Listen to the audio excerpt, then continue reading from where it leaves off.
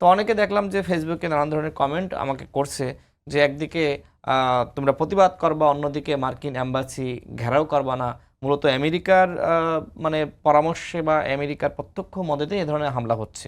এটি বলে অনেকে আসলে মার্কিন এম্বাসি ঘেরাও এবং সেই বয়ানকে তারা অনেকে জায়েজ করার চেষ্টা করছে। তো যাই হোক, সেই ঘটনা আজকে ঘটেনি। তবে যে ঘটনা ঘটেছে সেটি হলো সারা দেশের মানুষ বিভিন্ন জায়গায় তারা শান্তিপূর্ণভাবে প্রতিবাদ করেছে এবং সেখানকার সবথেকে বড় স্লোগান ছিল যে ইসরায়েলি পণ্য বর্জন।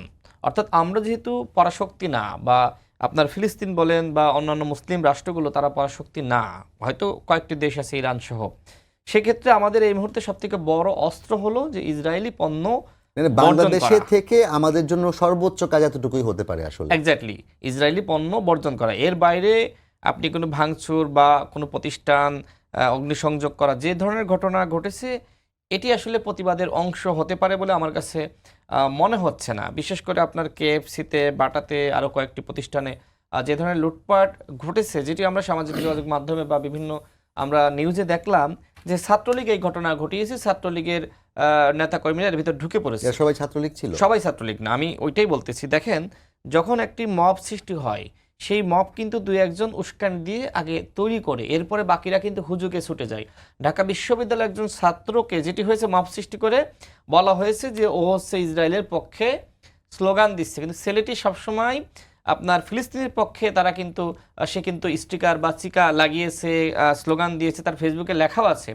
এই যে একটা মব সৃষ্টি করা হলো, যে ছেলেটি কি করেছে, সে ইসরায়েলের পক্ষে, সে স্লোগান দিয়েছে এবং পতাকা, মানে ফিলিস্তিনের পতাকা নামাতে বলেছে। বিষয়টি পরবর্তীতে আমাদের ঢাকা বিশ্ববিদ্যালয়ের গ্রুপগুলোতে দেখলাম যে বিষয়টি আসলে মিথ্যা। তাহলে ওইখানে কি পরিকল্পনা হয়েছিল?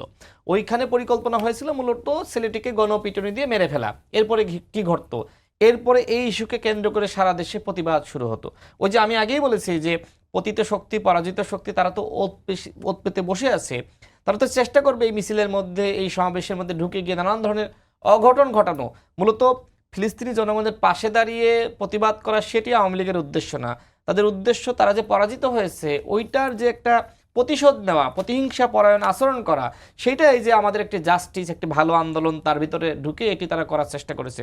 সবাই ছাত্রলীগ না, আমি আগেও বলেছি, কিন্তু ওই যে ছাত্রলীগের মানে যেটি আমি সামাজিক যোগাযোগ মাধ্যমে দেখলাম, যে হঠাৎ করে মিছিলের মাঝখান থেকে 5-7 জন তারা বললো এই ধর বা ঘেরাও কর, এইভাবে কিন্তু ওই শুরুটা হয়েছে। তারপরে অনেকে আসলে হুজুগে, বাংলাদেশের মানুষের তো অনেক সময় না জেনে না বুঝে অনেক কিছু করে বসে।